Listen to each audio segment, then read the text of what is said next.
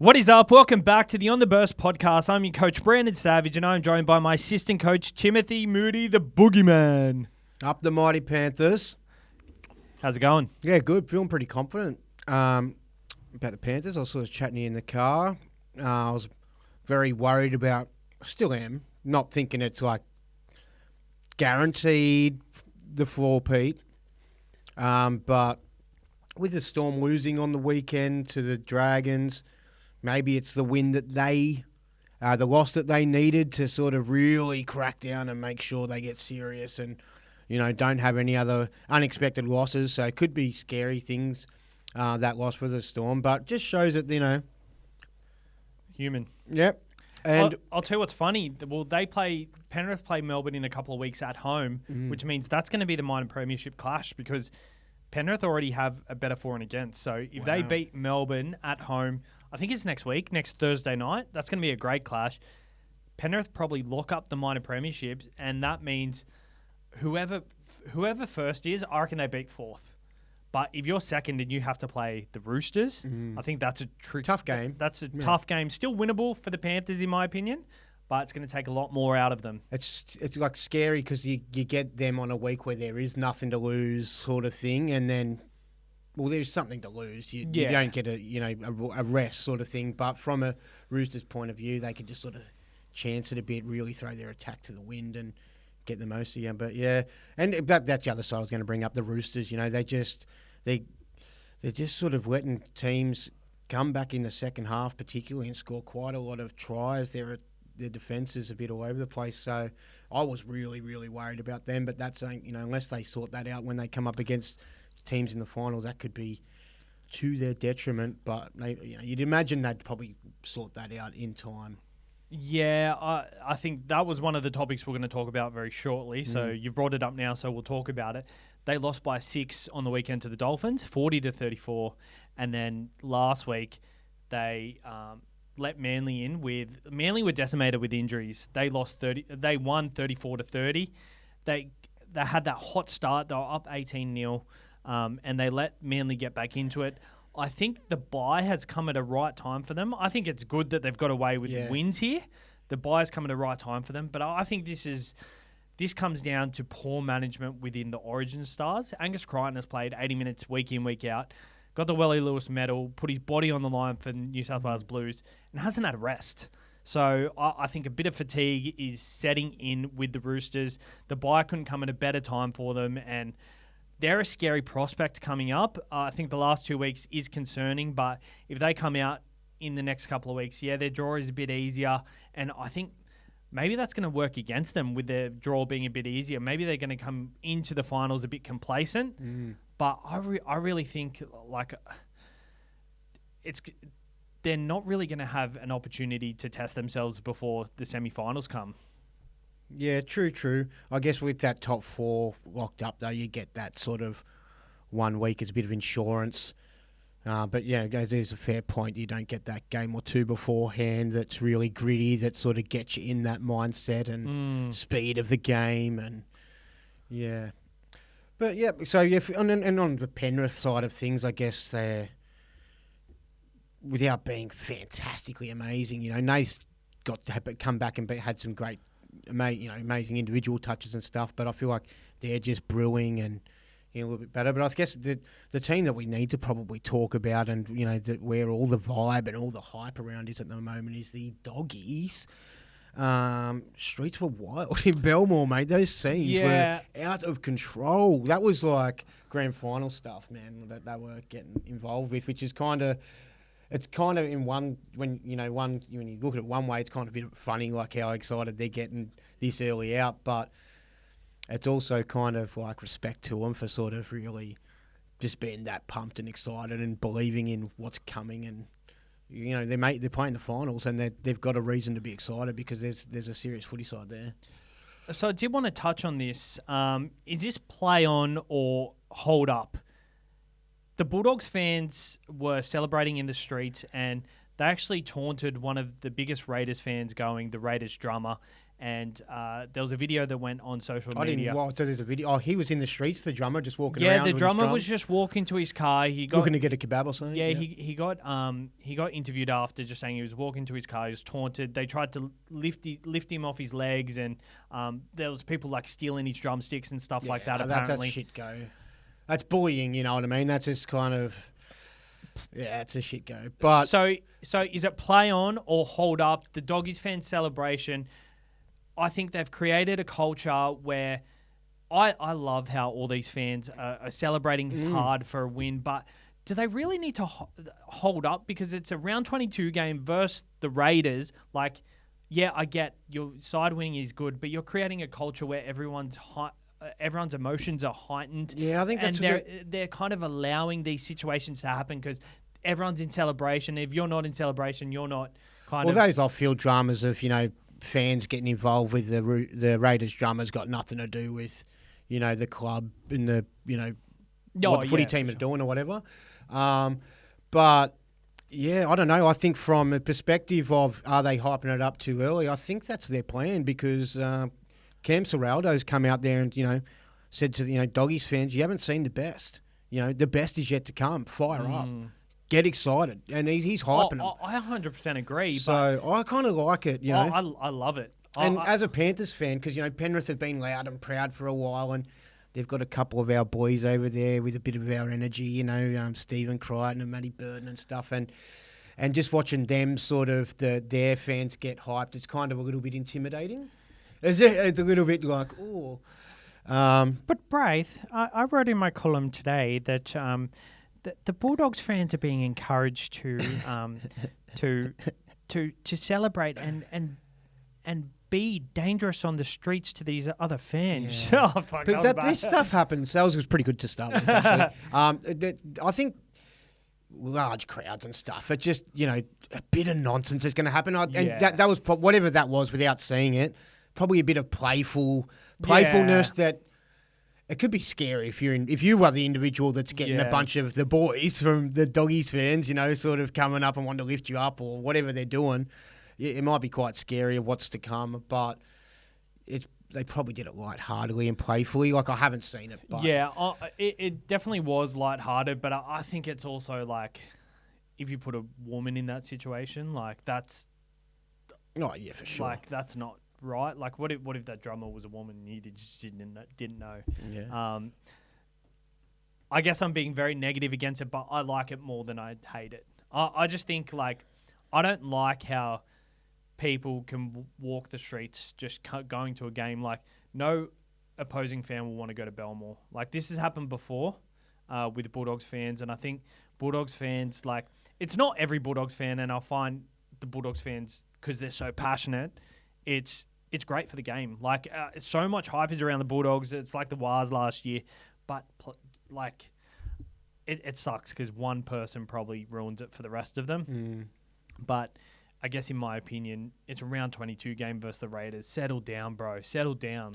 But then again, I still encourage them to sort of be excited and be happy because everyone, they were in my bottom four and no one believed in them, and now they're a genuine threat to the top four. They can make top four, and they're just winning games that they probably shouldn't or can, but they're tough matches like that. Ricky really had them up and about. Yeah. And no, you're right. I'm for it, man. Let's live our life. Let's enjoy things. Let's not be too hard on someone who's. And also, the Bulldogs have waited a long time for this. Vossi's got a saying, when you win, rub it in. I like it. Oh, I do like that. Blaze Talungi to the Panthers, not officially confirmed yet, but he has informed the Parramatta Eels that he is leaving the club, and it looks like the Panthers is the place to go. Firstly, Panthers, what do you see his pathway into the first grade side is? Because I've heard a lot of talk that he's going to go to 5'8", and I don't like that pathway for the Panthers system. I think Jack Cole has done his apprenticeship with the Panthers at 5'8". Blaze Talungi hasn't played a lot of 5'8". He played a bit of 5'8 for Parramatta this year. Didn't do amazingly. I see him more as a centre wing, outside back, fullback. I think he does a bit of an apprenticeship first at the Panthers before he's injected into that side when needed. But how do you see it playing out? I think he'd be a great long-term fullback, maybe once Dylan Edwards retires, there's a good gap between them. I mean, that's where you'd want him to go at some point, and I don't know, maybe at some point, I don't know how long down the track, but maybe Dylan Edwards goes into that sort of Gutho mode where you start talking, do you move him to centre? Like, he's a long way away, but in the short term, it's going to be hard for him to play fullback, but I think that's the best place for him to play. He's not going to take Dylan Edwards' spot. So, yeah, I think with that 5'8" spot being available from Jerome moving that full-time spot, Jack Cole's been great, I think, and good, but I think Blaze has got just killer upside and pizzazz, and, you know, he's so electric and exciting that, you know, he could fill in and do, like, not exactly what Jerome's doing, but offer that sort of kind of tricky sort of, you know, where Nath's just directing everything around, and then you've got that sort of off-the-cuff Blaze at 5'8". I could see that working. Maybe they just slip him in. I could see him plugging in and out, a few different spots. Maybe you're right. Maybe he does have to earn his spot. Maybe he comes in through the first season and, you know, like a Paul Alamotti came to the club new and wasn't the immediate guy. There was someone else, and once a spot became available, it became his spot sort of thing. Well, it's kind of like the Melbourne Storm do it a lot as well. Like Sean Bloor didn't start the season. I think he might have been injured actually, but a lot of these players at good clubs do their apprenticeship first if they're not, you know, if they're not first grade starters already. Like, I guess when a player comes to a club like a Xavier Coates, like, he obviously went straight into the side for the Melbourne Storm when he signed. But with Penrith, like, Paul Alamotti did his apprenticeship, Brad Schneider, I guess they knew they were the backups, but a lot of these players are signed as potential future superstars with limited first grade kind of experience. You can't expect to go into a Penrith side who is potentially coming off 4 premierships. Which is just a machine that you expect them to just be another cog in that. Yeah, exactly. And like, yeah, it might suck for the first few weeks, but you'll get your opportunity. And have a look at Casey McLean right now. Like, he's taken his opportunity, and he could play in a grand final this year at 19 years old. It's crazy. Justin Olam, his high shot on Helam Lukey, was it a send-off? I haven't got into the deep conversations on social media that everyone else is probably having about all of this and stuff, but just from my memory of that, you know, he jumped into it kind of thing as well. Yeah, Justin Olam. So that was unnecessary. I don't know what the jumping action. I remember having an opinion of on the time, but wasn't completely like outraged. But I think at the time, I think it was a send off. Still, I think it's just that jumping action. If you're going to tackle someone high and there's, you know, contributing factor of you've jumped, or you haven't made it any easier on yourself to justify you could have avoided it. I think like with Joseph, if you think Joseph Suolii's was a send off, Reece Walsh was dipping. He still had forceful contact with the head. Justin Olam had to jump into that tackle. Helam Lukey was standing upright, so it's not like he was crouching down. And like when a player crouches down, it's hard to go low because you're likely to hit your head or get in an awkward position. You kind of got to go a bit higher and catch him. But Helam Lukey was standing tall. He could have got him straight in the ribs. He went up. It was forceful contact with the head. I'm okay with the send-off. There was a lot of comments online saying, what a joke, ruined the game. I think it was the right call, and I only think it's the right call because they've set a precedent. It probably wasn't a send-off, 10 years ago. There's been funny ones over the weekend, though, where they've just been, like, complete direct contact. I can't remember the game. It was one right on the line. Penrith Knights. It was Isaac Tungo with Kalen Ponga. As I said, I can't remember, but I appreciate you trying to refresh my memory. But there was one that was just blatant, and I remember the commentators being like, they're going to let this go. And it didn't even get, like, pulled up. And it was just so, like, bang on. But, yeah, it's tough. Like, it's tough because I really don't like 10 in the bins ruining a good game as well, like a competitive game. But then there's that dumb action, that you've got to stamp out. It's just a matter of which ones are, intentional, forceful, all that sort of. I think that's the difference. Like with the Suoli'i one, it was intentional to hit him hard, but it wasn't intentional to hit him in the head. And I guess you're never intending to hit someone in the head, but if you're intending to hit hard and you get it wrong, it's probably fair. And Like I careless sort of actions where Yeah. you just shoulders or just swinging arms and stuff. and I think that's where Justin Olam, like, he was trying to hit him, but he went up, so that made it worse because it was like it kind of felt like. I he think was some going for it. players have like bad reps and will, depending on an individual, will get sent off more likely than other players as well. Like you'll notice sometimes half on half head highs and stuff like that. They sort of let a lot of them go. Yeah, But like if Sam Walker's tackling a Homoli Olakau'atu, like 99 times out of 100, no matter how bad the tackle is, he's probably not going to get penalised for it because it's like he's a small guy on a big dude. I kind of get what you mean. Yeah, but then there's also those guys that are just renowned sort of nigglers or who are you getting thinking sent of? off. Who are you thinking of? Well, like Reed Marnie when I say niggle, No. but you know, No, who are you thinking of with? like Jared Warrior Hargraves, Victor that's who- Radleys and stuff That's like exactly that. who I'm yeah. thinking of, Jared. Whereas if there's any contact, they're like, what was that? Was that Victor? I can get him off. If it was anyone else, you know, sometimes they're kind of like, oh, mate, that's a report. I just feel like some players cop it a little harder. Do you think any, like with the referees, it's been pretty inconsistent this year. It's inconsistent most years. Do you think anything needs to change next year? Yeah, look, I don't know off the top of my head. I mean, the bunker is a bit of a thing. I don't think it's the bunker. I just think it's the people in the bunker just making the wrong calls. Yeah. And I think just because of all this confusion with, is this wrong, is this right? The caught in two minds. Just The not thing that sure. I find annoying is things that come in and out of the season, like this, that like the drop zone, the cynical person that's getting involved in kick chase and stuff. There's none of them really getting penalised. The disruptor. Yeah, The disruptor. like just things that come in and out of the game. They're things that frustrate me. Like where I think, like we need that sort of. I understand if you go too far with something, you need to pull back a little bit. But sometimes it's kind of like. Yeah. Yeah. I guess they try and go hard on these things to try and stamp certain things out of the game, and Once they feel it's stamped enough out, then they don't go too over. like the hip drop. Like I get, it's just a precedent now that if you hip drop, it's a bad thing. Right now, I think it's high tackles, but like high tackles have always been a thing, in my opinion. The Broncos implosion with the Penrith curse continuing. Was there anything you think the Broncos could have done to salvage their season? I know they've had Adam Reynolds out for a majority of the year. Reece Walsh has been in and out. But could this season have gone different for them?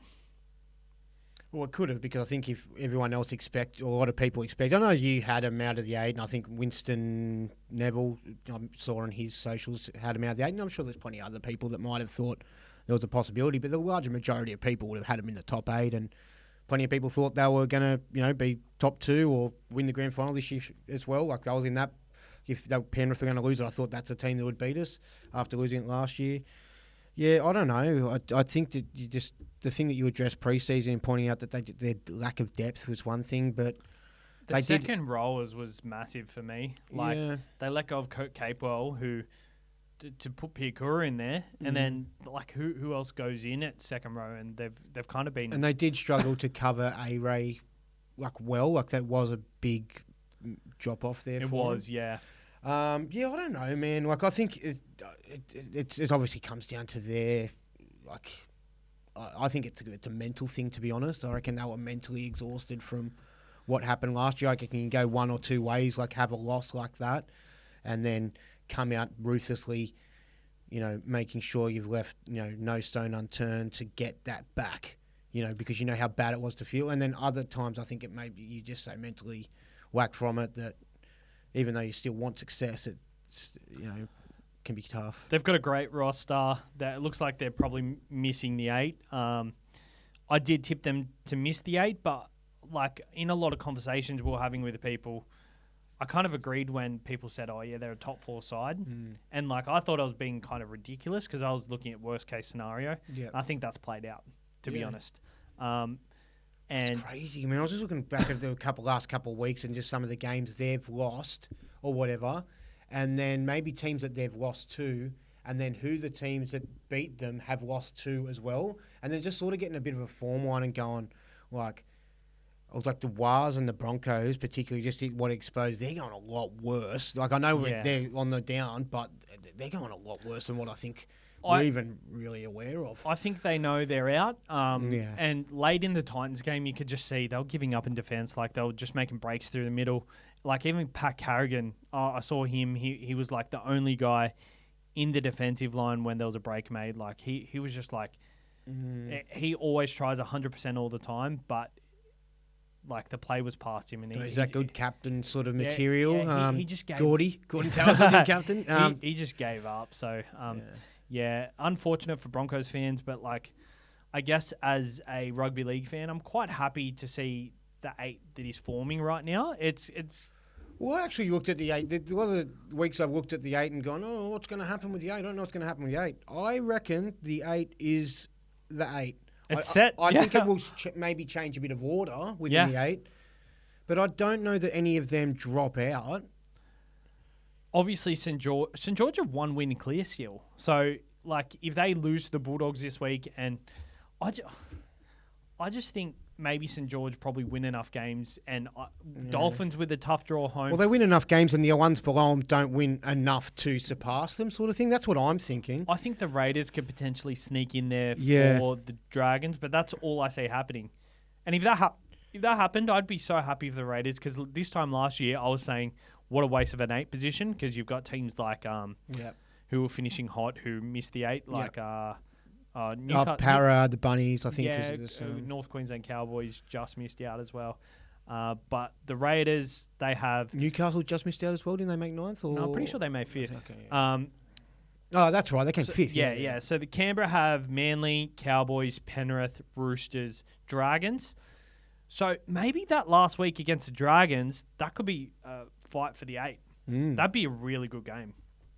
Yeah, so pretty exciting times. I'd like to see the Titans just rally and keep getting it done. There seems to be a real vibe and belief around them too at the moment. So, yeah, and then I guess that you've also got the Newcastle factor. They could they could go on a run there. They've really got to put it together this week, because the Tigers couldn't have come at a better time for them. Like if they put together a good performance this week, gives them a bit of confidence, then be a nice relief straight after Penrith too. I reckon they'll be a hot chance to make a run. Like swinging 4 bats and going to 1. Yeah. Shout out to Drink West Brewery. We are holding a Supercoach head-to-head finals event there this Thursday, 2 p.m. We have the likes of Malachi Watini-Zalesniak, Maverick Geyer, Tom Sangster, Mark Barnes, who is 2nd overall in Supercoach at the moment. The Cast Patrol, Winston Neville is coming for a live hot dog review, and we might get an appearance from Tyson Pedro and maybe another Penrith NRL player, Nathan Cleary, potentially. I don't know what his chances are. I reckon he's a 50-50 chance, to be honest. But I just like to say it because we need to bloody get as many people there as we can possible. But come for a beer, 2 p.m. We got Santa Claus might be there. Yeah, we got a really good day planned out, and a lot of free giveaways, and it's just going to be a great day out watching footy. It's a good roster of footy. We've got Manly play Canberra 3 p.m. Then we've got Broncos play the Cowboys at 5:30. And then we've got the Bulldogs and the Dragons for the 7:30 game. The event is due to be wrapped up by then, but if you're in the area and we're all having a drink, then, I don't know what we do there. Or something. Might go over to Panthers to watch the game and have a punt. Could be a good day out. Timmy, how many beers are you planning on having? Responsibly, as many as I feel like. I'm not going to count I don't know. I'm just going to make sure I send it while still... you know what's funny? Coming up good the next day. Yeah, you know what's funny? Because with an event like this, I'm usually like, fuck yeah, I'm going to have so many beers. So many drinks. But we're hosting this event. You want to hold it together as well. Yeah. Like where's Savs? Oh, he's out in the door. What we said. I slur my words when I drink. So, you'll know if I've had a lot. All right, top 3 players of the week. I've got Sam Walker, Keanu Keeney, and Ben Hunt. Top 3 players of the week. Shout out to Scott Drinkwater, who I think was a contender for the week. Timmy, any contenders here for this spot?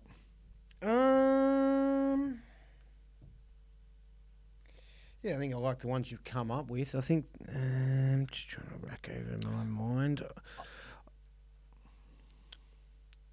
No, Even Jojo Fafita, like Jojo Fafita was very good for the Titans. Yeah. Yeah, no, I think you've nailed 3 really good ones. I feel like anyone else I'd be chucking into the mix there. Clint Gutherson against the Warriors. They were underdogs. Yeah. Jaden Sewer. I think Jaden Sewer probably deserves a mention as well. Some great tackles on the line there, Yeah. particularly, yeah. All right, and try of the year contenders so far. So I want you to have a vote. I've got my thoughts. Xavier Coates against the Warriors. That's the one that stands out. So Yeah. I think it's everyone's mind. I think that's probably going to be what Yep. wins. Hey, I think it was decided there and then Yeah. that night. But then the Hammer against the Oh, that was Sharks. a good one, wasn't it? Oh, we ran about 100 metres. I really shouldn't have. No, I think that's better. I think it's better. I think just the excitement of that Coates one, like being at the end of the game, come back, sort of flew out of the sky like Superman to ground it. Game situation. Within inches, body in all sorts of positions. But just that whole length of the field, the amount of people he evaded and the path of the line that he took to get there, like, wow. Did you see the video the Dolphins put up of him being Yeah, like a Mario. Like, Yeah, ching, like a ching, Mario ching, the coin. Kart. That's all in my mind. that was elite. I think that was some of the best content I've seen from an NRL Oh yeah. club put out there. I really, really like that one. Well, I actually had a third option, and I feel like it doesn't even compare. But the Carraz to Skelton last week against the Broncos, where he catches it with one hand. That was crazy. Still, that was crazy skill, but you can't go past Coates or Hammer. What are you doing, Coates or Hammer? Oh, I'm going Coates. I'm going Coates. I think because of me too. I think because of the vibe of the time and the amount of hype that was, and how much we all shared and enjoyed that moment. Like there was so straight to the chats and blah blah blah blah blah blah blah. And yeah, I think it was very exciting, wasn't it? Yeah. All right. I've got a game for you, Timmy. You got a game for me as well. Yep. All right. Because I've got 2 games for you, so you can do your game in the middle. So, you're starting a new club, and you can only sign battlers. Who are you signing at fullback? Clint Gutherson, Charnze Nicoll-Klokstad, Trey Fuller, or Dane Laurie? Can I just ask? Sorry, you can ask these again. Am I signing them like who's the most battler, or which one I want just out of the battlers? Just out of the battlers. Yeah, okay, cool. I I was like, am I trying to pick who's the most battler of them all? Yeah, yeah, like you want to win games. Okay, yeah. So, okay, sorry.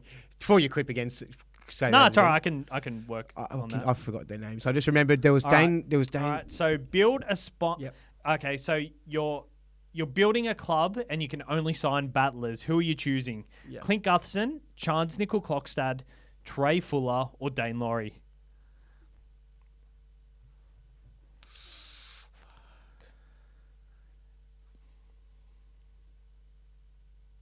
I think Dane Laurie excites me because of the new freshness, but I might go with Chance. Somewhere in the middle. At 5'8", Cody Nikorima, Chanel Harris-Tavita, Kyle Flanagan, or Brad Schneider? Cody Nikorima, based on this year's form. At halfback, Jock Madden, Drew Hutchison, Jamal Fogarty, or Chad Townsend? The Fog Dog is a clear standout. I think he is a battler, but he's moving up into that, elite sort of half that control the side. Good on him. And at hooker, Danny Levi, Jaden Brayley, Joey Lussick, or Lachlan Croker? Which Brayley was it? Jaden. Yeah, I'll take either of the Brayleys, I think, over those ones. Yeah. All right, cool. Just a quick off-the-cuff thing. If Daly Cherry Evans retired from Origin right now, who would you play at halfback? And would you consider Jamal Fogarty since he's a Queenslander? Because I feel like Ben Hunt's the obvious option and Sam Walker is the obvious backup. But I think Jamal Fogarty could do the best job if you wanted to win a series right now. If you want to focus on good long kicking game, and that's something that is important in your side, and just team management, he'd be great. You know, I think maybe lacks the maybe just lacks the name, but a little bit of the polish of maybe some of the bigger names that he competes against. But I'd probably stick Sam Walker. I think we learned from this Origin series with Nico Hines. I know the Sawali send-off was a factor, but with Nico Hines' kicking game, it wasn't quite up to the length he needed. And Sam Walker coming in, he doesn't have a long kicking game. No. Cameron Munster isn't known for his long kicking. Neither is Tom Dearden. I think Jamal Fogarty is the perfect person to fill in if Daly Cherry Evans retired tomorrow. He could probably fill in for 2 series before he retires. I don't know. I think it's a nice, battler shout. I don't mind it. Yeah. But I reckon Sammy Walker. Just get him in there. All right, your turn. Oh, your game? Okay, my game for your game. Let me just bring my the right appropriate app up. All right, so on the first game. The game is, how do I want to set you up for this without giving too much away? No time to think. Okay, so it's rapid fire. Don't worry about what your answer is. You can have a turn to fix it up later. Yep. Okay, so the game is rapid fire. The best in their position for this season so far. Fullback, go. Dylan Edwards. Winger. Dom Young. Centre. Go. Say it. Say the name. Kale Iro was my first thought. Yep. Okay. 5'8". Tom Dearden. Halfback. Quick. Say it. Which is the best halfback so far? Quick. Say it. Nathan Cleary. Front row. Quick. Which is the best front row? Just off the top of your head. Which is the best one so far? Josh Curran. Second row. Which is the best second row? Angus Crichton. Lock. Straight away, lock it in. Keon Kolomatangi. The best coach. Go on, lock it in straight away. Don't think about it. Shane Flanagan. Good one. Rookie of the year straight away. Don't think about it. Lockie Galvin. Nice, very good. I like those. I really like what you did. I miss Hooker. You missed Hooker. Maybe I missed Hooker. Yep, best hooker of the year. Oh, Quick, shit. think about it. Don't think. Lock it in. I had time to think about it, but then I didn't. So now take the thoughts Connor away. Watson. Connor Watson. Okay. Yeah, I think you spent a lot of time at lock, but yep. All right, And cool. Hooker. Yeah. All right, sweet. I like just that rapid fire. I without do letting you like to it, think. and like, It makes you just quickly It's- jump and but like with centre, I know Kale Iro isn't the centre, but like Val Holmes, I thought about, but I don't think he's done enough. it's fun just to have it pop to your head. We're influenced as well by Supercoach for those who don't play Stephen Crichton? Supercoach because they're the ones that we'll focus on. But here's my list and see what you think. So fullback, you went Edwards. I've got Edwards versus Teddy, so tossing them up, but I'll probably go with Edwards. Mm-hmm. Wing, I've got Lomax. Who'd you go? Oh, you went Dom Young? Dom Young. Yeah, so I've got maybe Cam Pereira just based on the high try Yeah, scoring. Yep. Centre, I just went straight out Stephen Crichton. Yep. I had time to think about mine, by the way. Yeah. No, that's fair. 5'8", Drew, and when I said time, I gave it about 30 seconds, not a whole day. Jerome Luai was my 5'8". Oh, Yep. Who'd you go? Dearden? Yeah, I went top of your head. Dearden. It was rushed, Mum. I think Luai's been way better than Dearden. So, yeah. Halfback. Who'd you go? Cleary. I've got Jerome Hughes or Sam Walker between those two. I thought of Hughes, but I think Cleary's games that he's been available, he's been way better. Yeah, it's a more smaller sample size, yeah. but yeah, he stood out, and it's the last couple of games have been killer.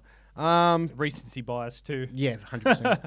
So front row, where did you go with that? Josh Curran. I think that's a great shout as well. I've got Barnett, but has been in second row. Yeah. But you could say the same for Curran, moving a little bit around. I thought of Terrell May as well. He was one that I thought, and I just Yeah. thought the fact that they've pulled him back for a jiffy. Yeah. If he was playing consistently week in, week out, which he could. But like on the weekend, he come on and play 65 minutes. Like, is that more valuable than Man, someone? I think he's so good. I love I him. reckon his body, he just got a pain has. I hate to compare.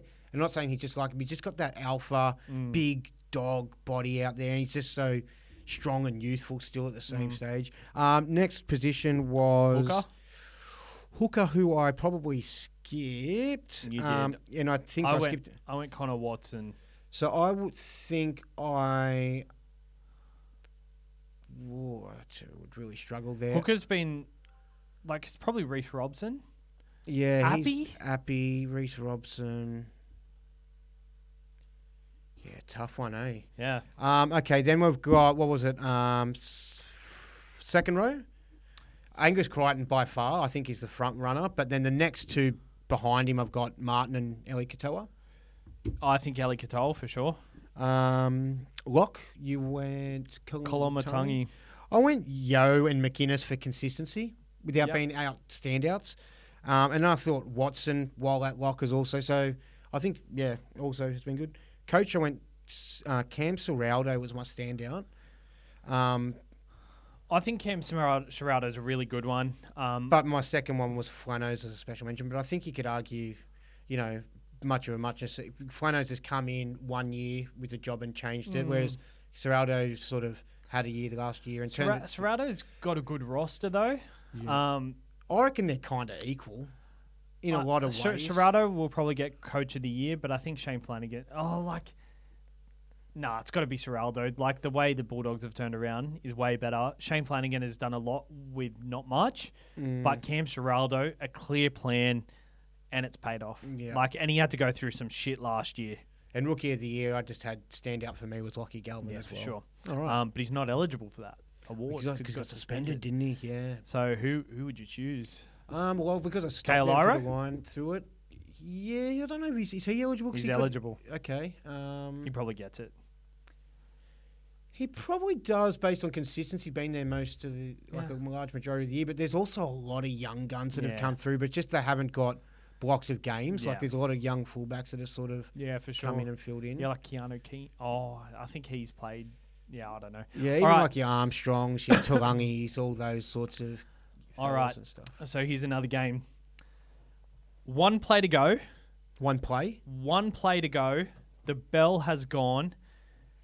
You need this player with the ball to save a life, to score a try. They get the ball in good ball. Who are you choosing? Cameron Munster or Daly Cherry Evans?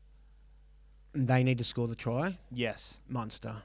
Cameron Munster or Tom Trbojevic? Tom Trbojevic. Tom Trbojevic or David Fafita? In good ball. Tom. I'm going to use the speed as well. Tom Trbojevic or Nathan Cleary? Tom Trbojevic or James Tedesco? Tom Trbojevic. And Tom Trbojevic or Latrell Mitchell? Oh, they're both good ones, aren't they? They've both got that big body boost and that... Yeah. Maybe Tom. If I'm going at their best, I'm just thinking Tom 2021, the amount of times he was close to the line, clapping his hands, give me the ball to the half, to the hooker, quick, and just boosh, straight over. I think, whereas Latrell picks his moment, I guess so. That's the moment, though, isn't he? The big moment guy. That's the moment. He's been given it a good ball. I'd choose Latrell because the confidence of Latrell too to get it done, and then Latrell would just be like, "This is my ball. There's no gap there, but I'm running over the top of them." I think he's got more chance of going over the top of them, and if it doesn't work out, there's a long ball if he sees the winger come in. Oh, they're both good ones, aren't they? Yeah. Oh, yeah, tough. All right. Thank you for tuning in for On the Burst podcast. It was great to have you here, and we'll see you next week.